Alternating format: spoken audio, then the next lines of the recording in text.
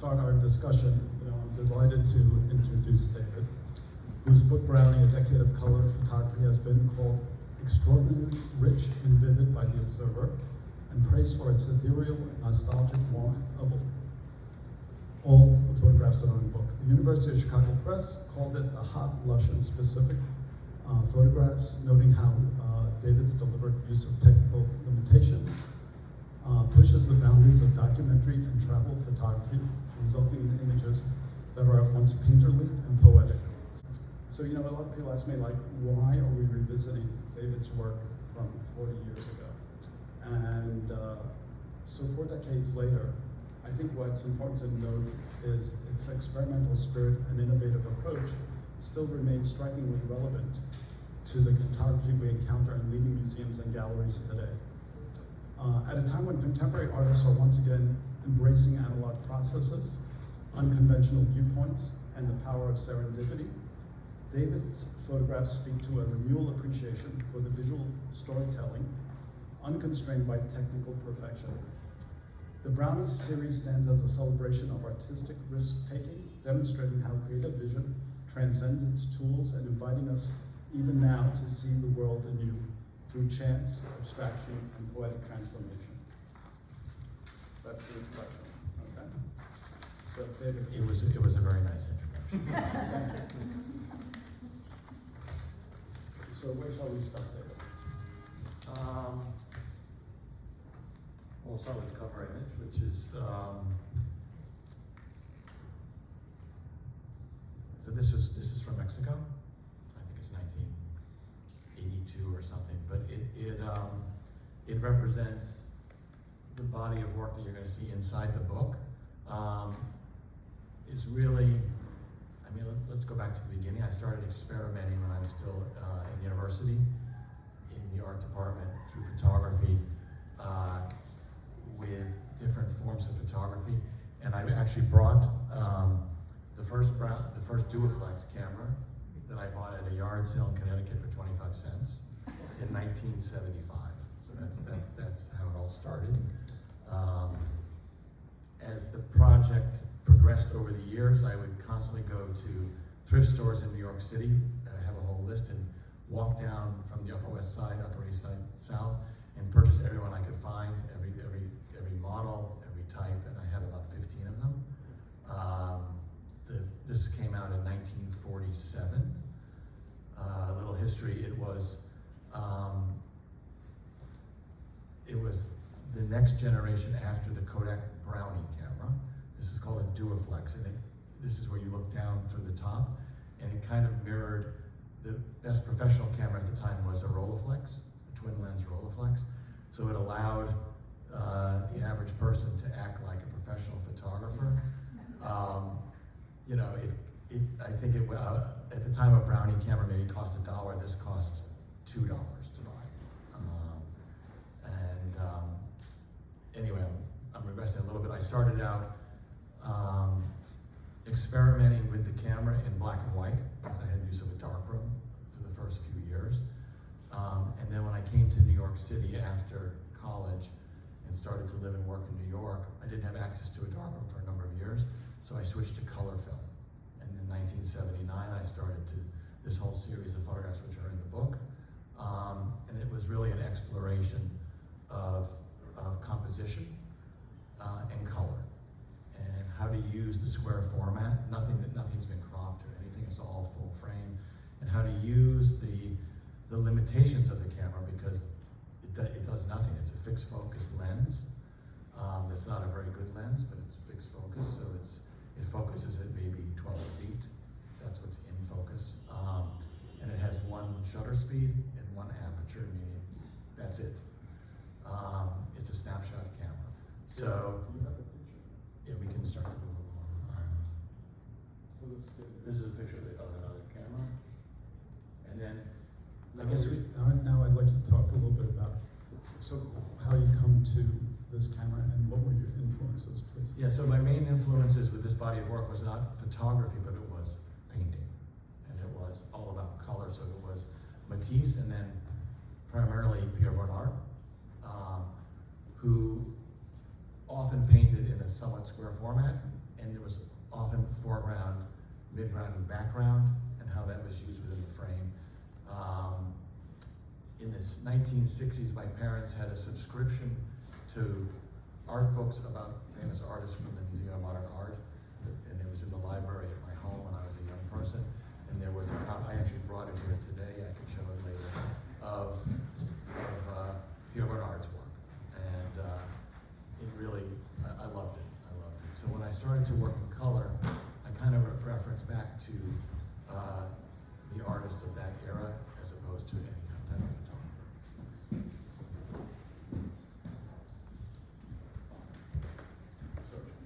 Tell us a little bit about this. When you're talking about Bernard's style, how would you reference this photo in your mind to what you were trying to capture at the time? And where is this photo, by the way? This is on Fifth Avenue, Midtown, maybe in the 50s. So it was really, this is a very early color work with the Brownie camera. Not so much Bernard to me right now, but first of all, even though it was photographed in 1979, the young women look even more retro to me than that. It has kind of a timeless quality, and it was the forcing the perspective of the out of focus foreground, and then there in the background, and framing it around them like that. Next slide, please. So this then was pushing again. This is early on, perspective, foreground and background, and now we're actually also capturing a moment in time, which is traditional photography. So when I would find an object, and again, because you can look down into the camera, I can often photograph it from a very low perspective because I can put it on the ground and I can compose with it. So when I found this barrier in the street, I don't remember it exactly, but I probably waited for somebody to walk by to make the composition. Can you pull up the next slide, because it's kind of interesting how, again, the reference to Bernard's paintings. Right, this and that. Let's go back, because again, this is a reference to Bernard, just how he used composition and color. And then we go here. This is I love this photograph. Sorry. It's just such it's actually a moment in time, but the colors are remarkable to me. You know, the red and the green and the gray hair, and then there's actually an activity happening in the frame. It's a beautiful moment. Just out of curiosity, this picture, where was this process? Did you do the processing? Or So it was shot on negative film. It was all taken to Dugal or another lab, and they would ship it to Rochester. It would be processed. It would come back as snapshot prints. I have all the originals, and then from there I would edit. And I don't know how many are familiar with the lab Dugal. It's right around the corner here. Baldem Dugal was the king of the photography world then in terms of labs. He built this great, and I was a very young photographer. I went and had a meeting with Baldem Dugal to get an account there so I could start. That's where I made all my early prints, was at his lab. So everything was processed that way. Next photo, please. Again, another. Just again, reference to color. Yeah. Okay. And composition. And composition. All right, tell us where we are now. Now we're in Oaxaca, Mexico. This is a slightly flatter composition. There's no real foreground, but the building was incredible. So it was like, as an object, it's like a jewel box. So Could you just tell everybody a little bit about, so this book is really, how many places did you visit that are in this book at the moment? Would you say more? maybe 7, 8 countries for this book. And it was in Europe, in Central America? Or Not Africa? Europe, it was Central America, South America, North Africa, and Egypt. Yeah, for this body of work. But I would go to Mexico often because it was close by, and I also did a lot of work in Haiti.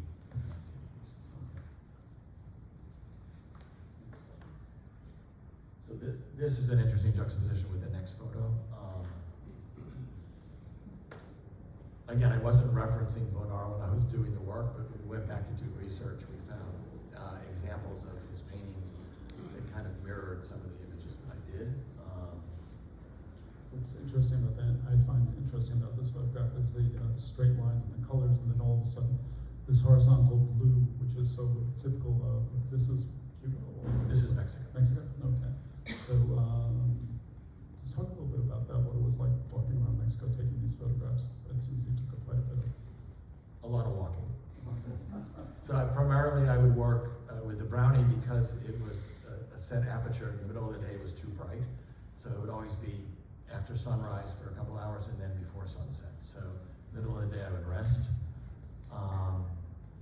I actually devised as the project grew, I devised a way to photograph in bright light where I would have a series of neutral density filters that I would put over the lens to, if it was in very bright light. But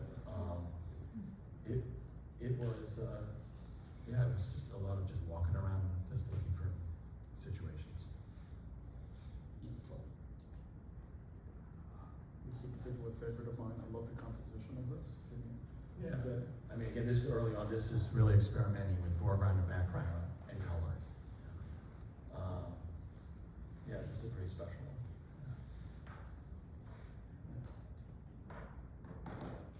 Yes, you know? I do,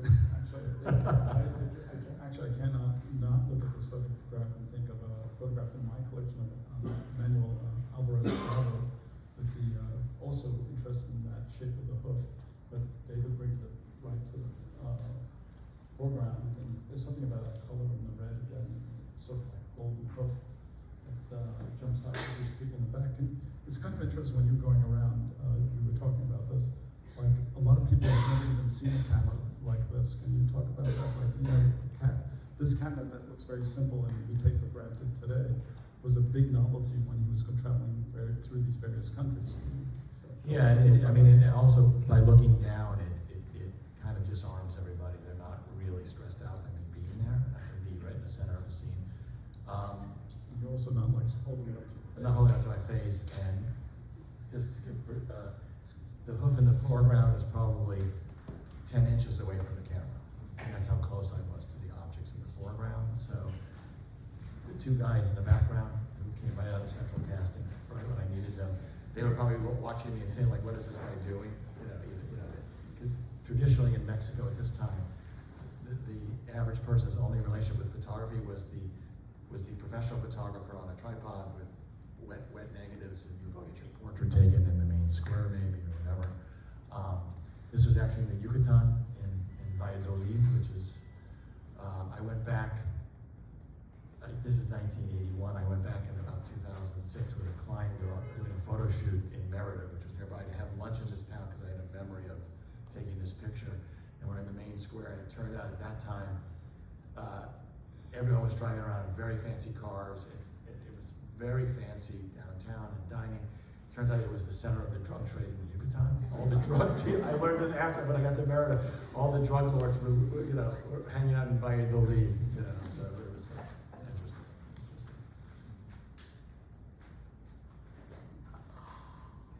So this is from the Urubamba Valley near Cusco, Peru, and that's not ice cream. It's a poor man's ice cream. It's probably sugar, like spun sugar or something like that. But again, the bifurcation of the square and the foreground and the background made for a very successful composition.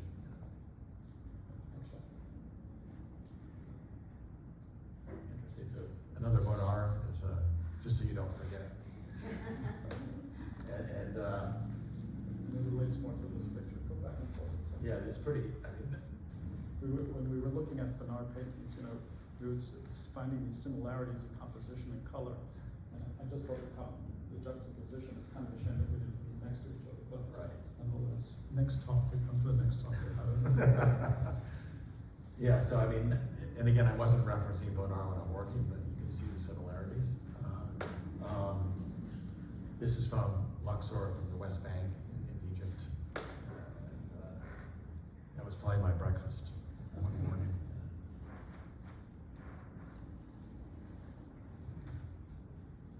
tell us something about this shot? I love the way they're staring at the camera and that turkey's right in front of your face. This is my favorite image to use for Thanksgiving.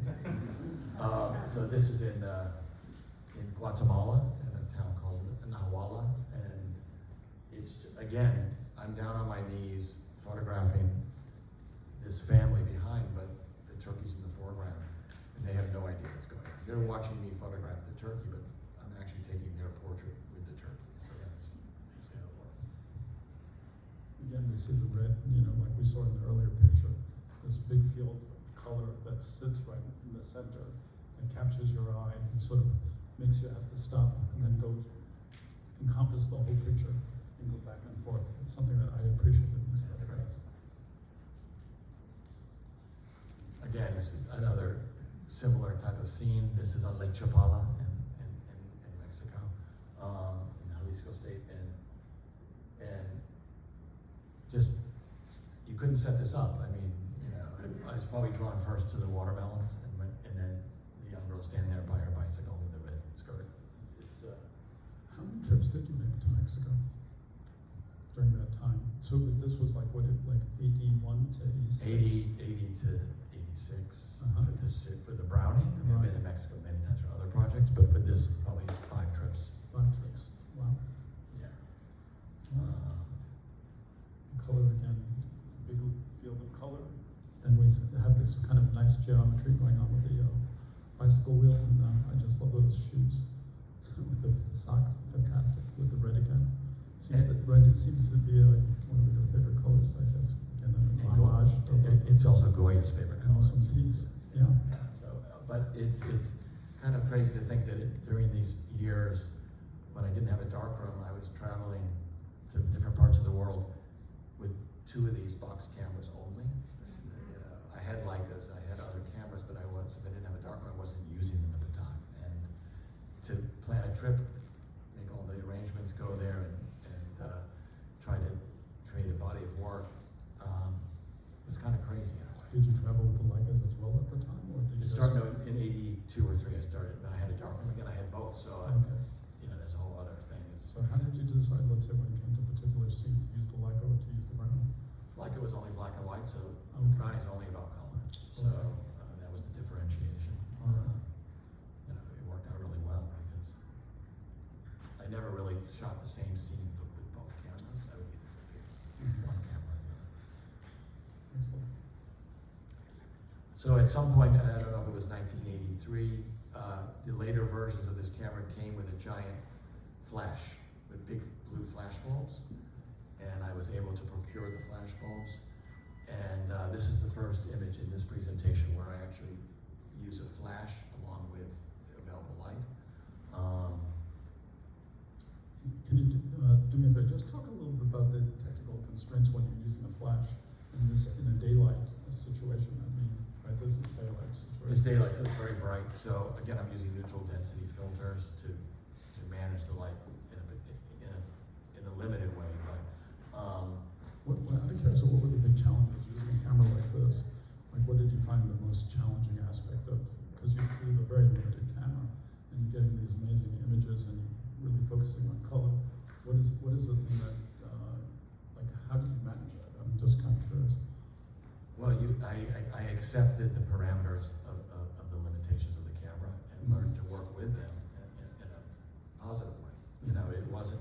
I never thought of it as a burden, but there were limitations, especially in low light or at nighttime or whatever. I think maybe there's one example where when I would shoot at night, I would just put it on bulb, which is the time exposure, and count seconds in my head and then release, hoping that I got something. But this image in particular, this was it ended up being an album cover for Pat Metheny, and there were T-shirts made, and we were invited. It was M & Company, T-Borg album. They did the design, and then we got invited to backstage with Pat Metheny. It was pretty. He loved the photographs. It was pretty funny. You know what I find interesting about this photograph is a number of the photographs is how that background is so sharp and everything's so blurred in the front. Right. In reality, the background's not even sharp. It just looks sharp compared to the foreground. Yeah. Okay. Yeah. I mean, but it does. It has. But up on the screen, you can sort of see detail that you can't see in the foreground. Right. Next slide. And going back to Reference to Bernard. and again, that red field that, just keeps on Keeps on popping up, coming up, right. popping up on all the images. Yeah, let's go next.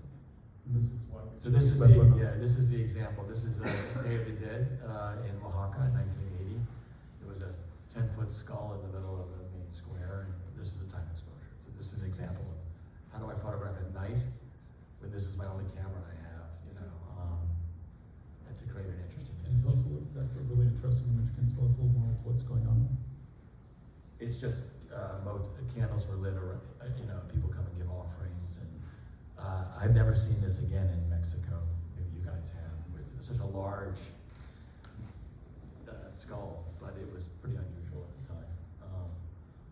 This also became an album cover for a jazz group, the Dirty Dozen Brass Band in New Orleans.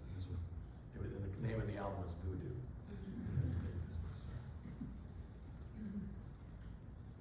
This I have to say is one of my favorite shots. I just want you to know. I just love this the quality. I love David's shadow, in the foreground, and then this cloud, capturing this cloud. It's so ethereal. It just has it's a perfect shot.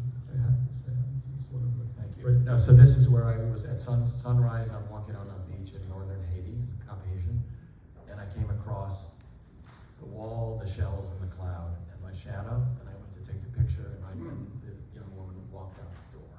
Does everybody notice the shells on the top of the wall? The conch shells, Yeah. yeah. The conch shells. So it originated without her, and she just appeared. Like she came right down from the cloud and walked right in. And that's interesting, like how again the green pops on the top right, and then just the lines and just something very special. The blue is also so Very rich. very rich rich. color. Yeah. So these saturated colors are because of the lab, or just because of what I? Well, Kodacolor film is pretty saturated, Mhm. and I would push that, try to bring that out, in the prints and stuff. So let's say the prints we're looking at now are these digitized from those original prints. Every negative was digitized, yeah. Not from prints, from the negatives. From the negatives. So you went back to the negatives. I see.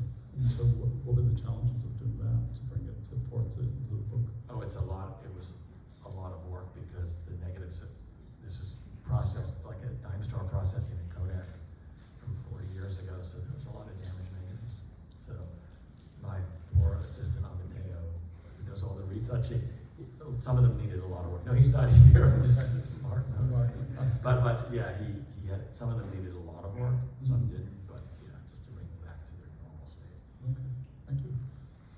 What do we have next? I think that's it. That was the end of the visual presentation, yeah. Okay, so what would you like to tell us as far as, about these trips? Like how many trips did you make? Is between them? I'm just kind of curious. You were married at that point or not? I was married, and no, towards the end. My wife I'm told me just when wondering how Sherry put up with all these trips, that's all. Oh no, well, this is most of the trips that I went on for my work was after I became married. We won't touch that, we won't touch that. Because when I came home, and my son is here too, they were always very nice to me for at least one day after I came back from the trip. So I would always go away. No, I was fortunate that I could combine commercial projects. Were not much different than this. Mm-hmm. The kind of clients that hired me to do what I would do. It wasn't with a Brownie, some were, but mostly with the regular cameras. But it was exploring cultures around the world for commercial purposes also. So just out of curiosity, let's say, because since then David has done a number of books. As a matter of fact, he has two, besides the Brownie, he has another book. there's a book coming out tomorrow, and then 2 books in the last 2 years. Why don't you talk a little bit about that, because it's such a special book, just to give a preview. Which book?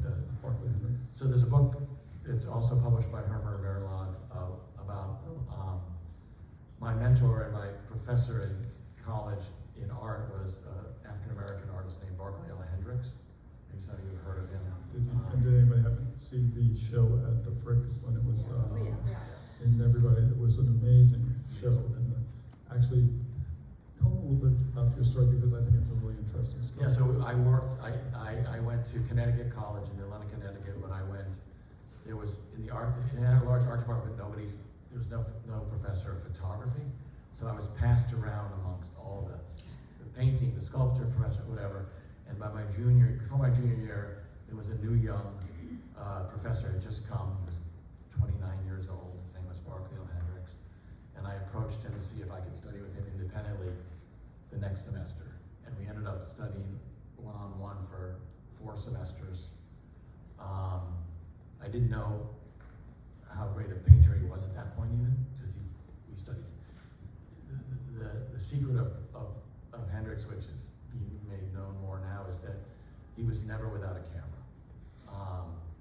And he passed away suddenly in 2017, and I approached his wife. I mean, we stayed in touch. We were friends since I graduated from college, and I offered to become the editor of his photography archive,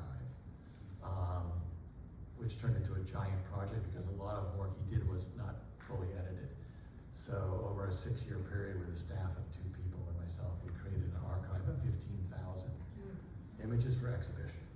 And there's been a number of exhibitions. There'll be 2 coming up in the next year, again, of photography. Championed by Jack Shaman. By Jack Shaman Gallery. We had this great rapport with each other. And I was fortunate, and the week after he passed away, I approached his wife Susan, and I asked if I could come visit her at her home, which was where they lived for 30 years, and it was his studio. And basically, the entire house was his studio, and it was filled with stuff and of inspiration, and his actual studio where he painted, and nobody was ever allowed in it.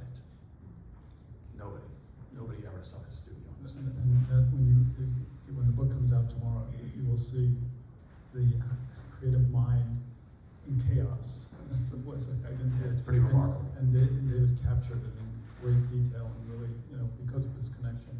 Yeah, I was given full access to do, and we started just to document the house because it was kind of like an archaeological site. As things started to be cleaned up a little bit, other things appeared. All inspirational in different ways. And then we came up with the idea to do a book to tell this story. I think it's here also. They have it here. Rizzoli has some copies in now. So that comes out also tomorrow, along with Brownie. So I'd like also, just to give everybody here a fuller picture of the different types of work you did. I'd like you to discuss. David has been a champion of civil rights for decades, and it's a number of very important projects that I'm very proud that David has done. One being working with the Martin Luther King Museum. Yeah, the Civil Rights Museum. So I have a nonprofit in the art that we represent the estate of Bayard Rustin, who was the mentor to Martin Luther King. He lived in Chelsea and he died in 1987. His partner, when he died, was a much younger man, and who still lived in the same apartment where they lived together for 10 years, but he had lived there 30 years, or 35 years in Chelsea. And we were given access to enter the apartment, and I began to tell the story of Rustin's life by photographing his ephemera, because everything was in the apartment, every paper, every object. So that was a 5-year project. At the same time I was working on the Hendricks project, I was doing that here, and we negotiated at the end the procurement of the whole estate by the Civil Rights Museum in Memphis at the Lorraine Hotel. I don't know if anyone has been to it, but it's a remarkable place. And this March opened an exhibition of the life of Bayard Rustin with my photographs and the ephemera. It's up for a year. We also negotiated the establishment of the Rustin Center for Social Justice in Memphis in his name with a staff. So the exhibition will move into the new building next year and be expanded upon. But it really,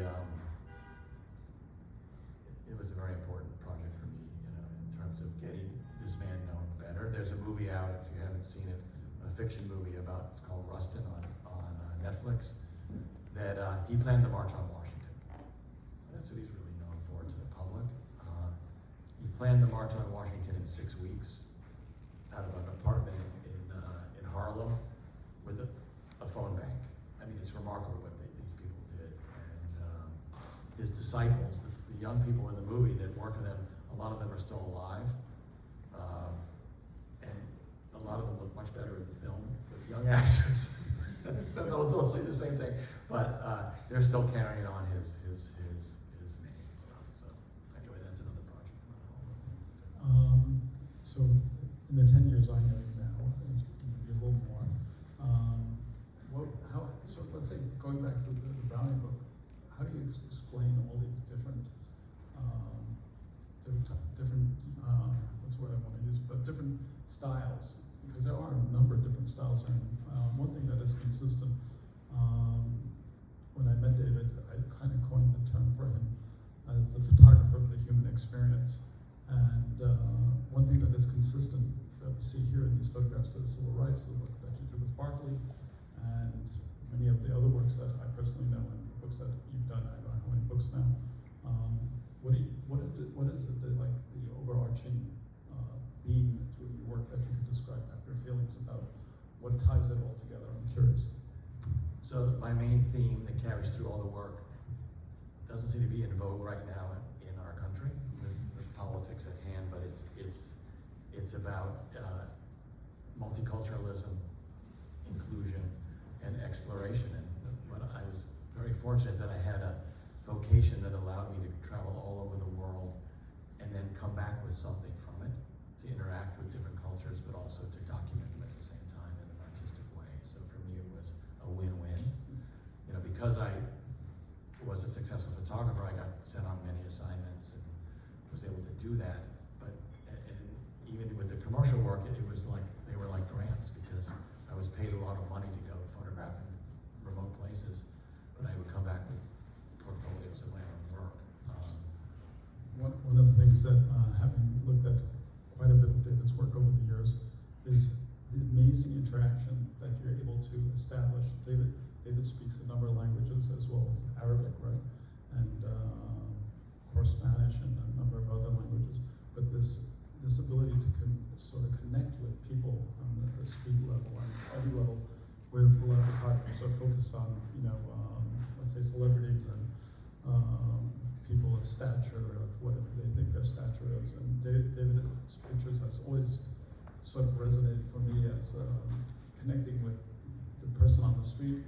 And they sort of, I don't know what it is, it's like a magnet. People just sort of are drawn to his personality. And now, and when you see the photographs, they're very warm, everything. Just to say. Well, I think we're coming up on the time of answers and questions. Okay. And with that, first of all, thank you. That was really a great job. So, and does anybody have a question? Please. Ruskin lives in my project, Right. Penn South, and there's I don't know if you know this, but there's a monument that they just made to him. So I went to the unveiling of that monument, and that's when we met Walter Nagel, who was his partner, and we proposed, because my partner in my nonprofit lives there also, where you live. Yeah. So that's how it was, the unveiling of that monument on 28th Street. Right. That started the whole project. Coming here. My question though is, I like in the Brownie photos, I like your framing. You kind of have this perspective of near and far, and your color is kind of brilliant. Do you have that same feeling in black and white? Yes. I mean, it's a different format, it's cinematic, it's 35 millimeter, but So what's your relationship to color and black and white? my relationship? Very close. I love black and white, because with black and white photography, as a young artist, I could create stuff in the dark room. I'm a much more of a traditionalist. Early influence, let's say, would be Cartier-Bresson, capturing a moment in time, in camera, no cropping, the decisive moment. That was my mantra. It still is today. So, but to me, black and white has a more timeless quality. So especially when you photograph in different cultures, one good example is all the early trips I did in India, which is one of the most colorful places in the world. If you show a portfolio of photographs from India in color, which you can do, the viewer is often drawn to all the great color, but not what's actually happening in the scene. Whereas in black and white, it's much more about composition and textures and the moment at hand in my mind. So that's how I kind of differentiated. Later on in my career, when I was not using this camera, I would travel with 2 Leicas, one for black and white, one for color. The black and white was always 35 millimeter wide angle. The color was always 50 millimeter, which was a normal lens.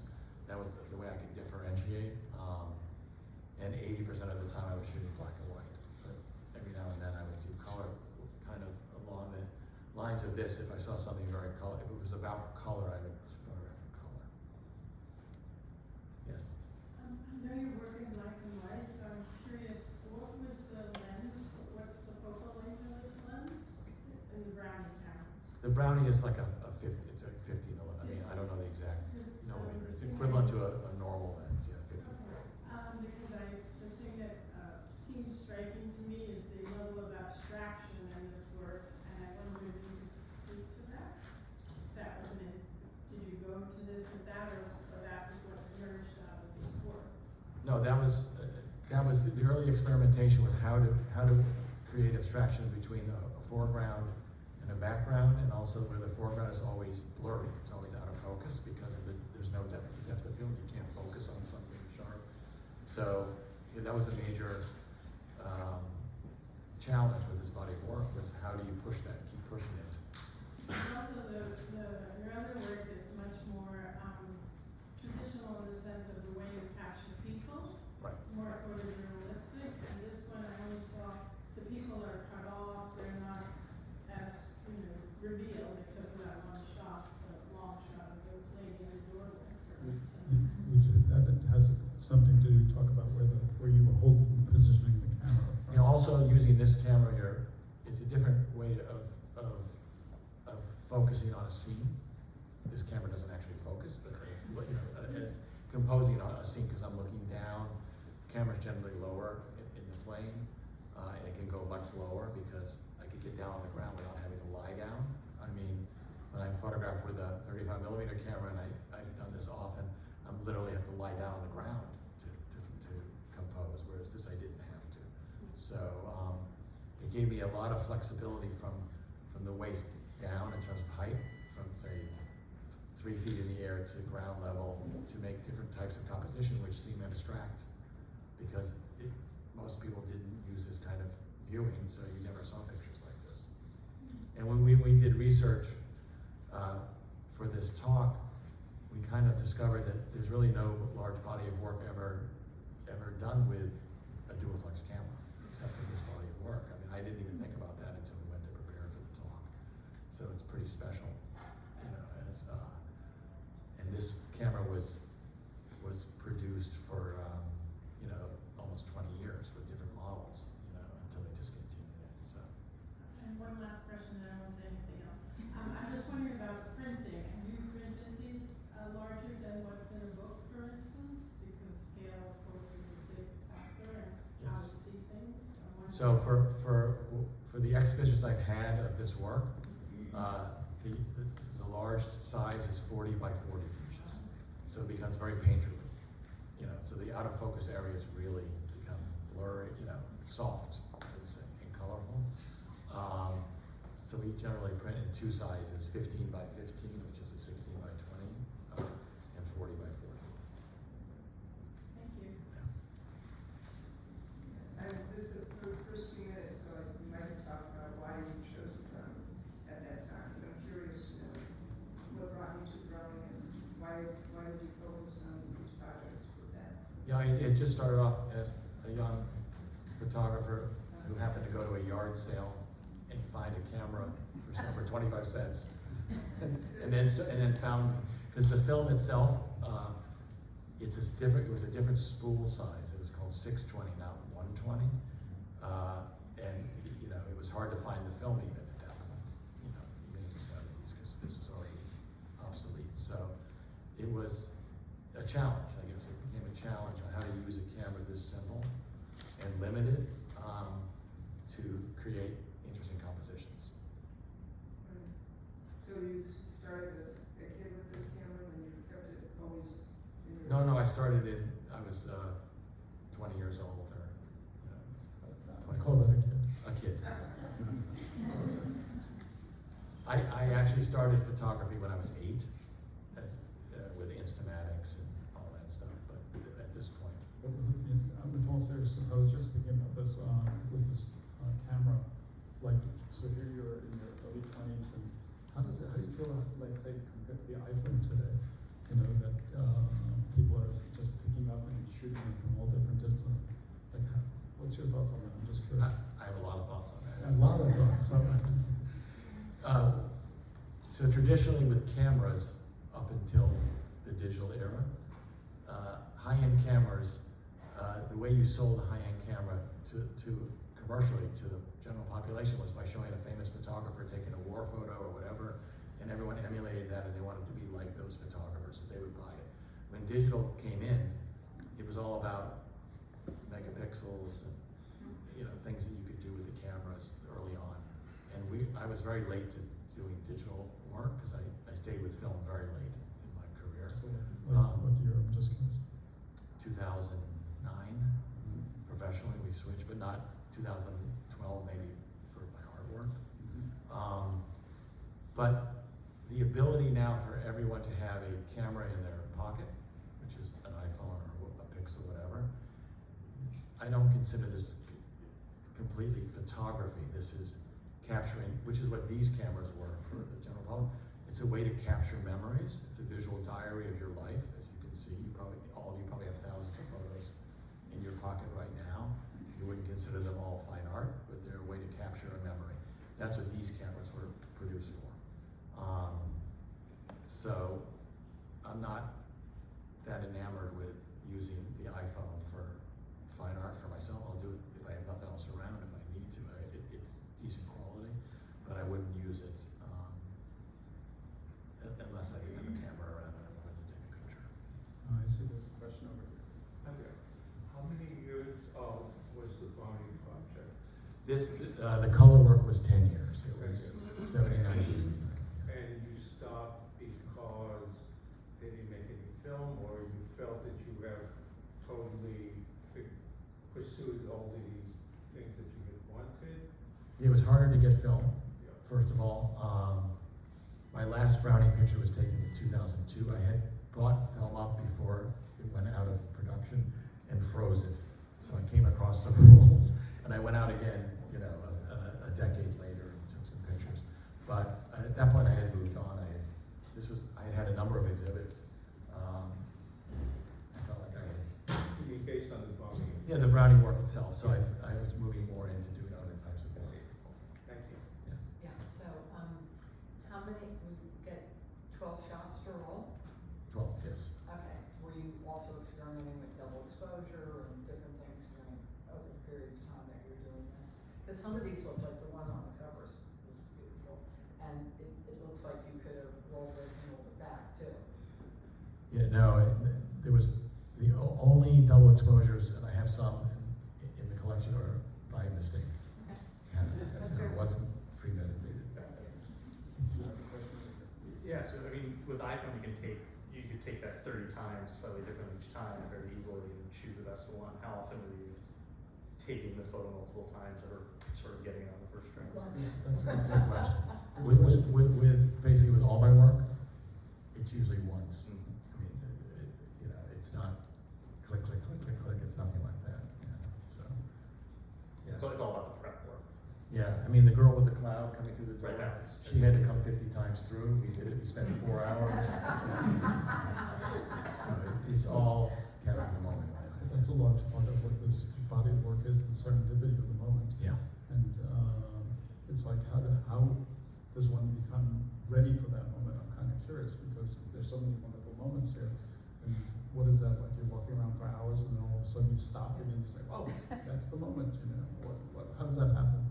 it's, I mean, not to pat myself, it's a lot of hard work, it really is, because you're constantly, or I was constantly searching for a moment in time that worked for this body of work. I mean, it's not so simple. There's one picture in the book that's not here, where I was on a bus in Mexico going from one point to another, and the bus pulled up into a town, and in the main square were 10-foot tall soda pop bottles. I mean, I was on my way somewhere else, and so I got off the bus because I was intrigued by these, and then I found a composition where in the foreground of that picture, there's a table of toys for sale, and there's some trucks. So in the foreground are these out of focus trucks that are this big in reality, and then the giant soda pop bottles, which are small, and then two men with ponchos walking. So it made it for a perfect. And then I had to wait 2 hours for another bus. I have a question over here. Yes. No, that's you. That's where you, please. Me first? You. So how often did you engage directly with your subjects? I mean, they are often people speaking other languages, and you might not have spoken, or some of the people we see here, you took them, did you converse with them, or you ask their permission? Yeah, almost never. Almost never. In this body of work. In this body of work, or a lot of my work. I mean, I don't photograph from afar. I'm always in the middle of a scene, so I'm amongst the people I'm photographing. Generally, the only time there's interaction in a large way is if there's tension, if they don't want me to photograph or whatever, and if I speak the language, then I'm used to making stupid jokes about myself or something else just to cool things down, and then I don't know if that answers your question, but yeah, mostly I'm not converted. There's a lot of nonverbal communication, not just in this work, but in all my work. An understanding, I don't know why I'm accepted in a lot of places I've been accepted physically. I feel very fortunate about that. Are there any other questions? Yes. Back to how you use the Brownie. I know about the Diana, but not the Brownie. So I gather you have some control over it, some focusing, or no? There's nothing, no focus. No, okay. So how about depth of field, like? No depth of field. No? A set depth of field. There's one? It's set probably at 12 feet or 14. Okay, Yeah. like the Diana, you have a choice of distance, 3 choices. Right. And the sun, you have like 3 choices of sun situation. Much more complicated. You have less than that. Wow, I'll have to try it. Just out of curiosity, you chose this camera as we're coming up close to the end. Were there other choices that you could have made as far as cameras with that had limitations, or was just a serendipity of at that moment finding this in the flea market, this 25-cent camera? I'm just kind of curious because there were. No, I bought other choices. cameras. I bought other cameras. I didn't. There was the Hawkeye line. It's a different line of. After the Brownie, there was Instamatics. There are other types of cameras that are simple. I love the fact that you look down into the lens like a Rolleiflex. And in 1983, I purchased my first Rolleiflex. So I was using a Rolleiflex at the same time I was doing this body of work. I wouldn't travel with a Rolleiflex, but a remarkable camera, and this emulated that in a simple way. I thought that was a great homage to that. Yes, some of those color shots sort of remind me of the Polaroid color of that time also, especially the reds and blues, So I think it's just something evokes of an era that doesn't no longer exist in our. When I think of my iPhone shots, and such, Right. We don't see that kind of color anymore. And the best was the rolls would come back processed by Kodak in an envelope. You would take it out, and there are the 12 snapshots with their little perforated edges, and I would edit from that, and then go to Degal, the professional lab, and make prints. There's sort of a history to the first Kodaks when people had were out there that they would send to Kodak this film, and we're talking about early 1900. So it's kind of interesting that just sort of continued tradition up into the 80s. I find Yeah, that it's pretty cool. interesting. Yeah, it's very cool. Yeah. You have one more question? We have time. Your relationship to painting and Bonnard. Somebody asked Bonnard, what would you tell a young person about painting? and he said, paint as fast as you can. How appropriate. And Odeon Redon, another painter, who said, and I paraphrase this, no color can compare or prostitute the color black and white. Just so, you know, since you Nice. were talking That about does a big But difference. talk to us a little bit about are you a painter? Do you paint? Or do you just paint with light? I paint masterpieces only of my wife. I'm not a painter. I saw there was one more question. We have time for one more question. Go ahead, please. I just wanted to ask about, when you printed these originally as graph, when it came back, when you originally did them, they were little ones you said was perforated. So now you scan these, so is there a big difference in terms of what those were like, just in a tactile way, and now we're in digital technology, scanning them, you know, photoshopping and doing whatever you had to do.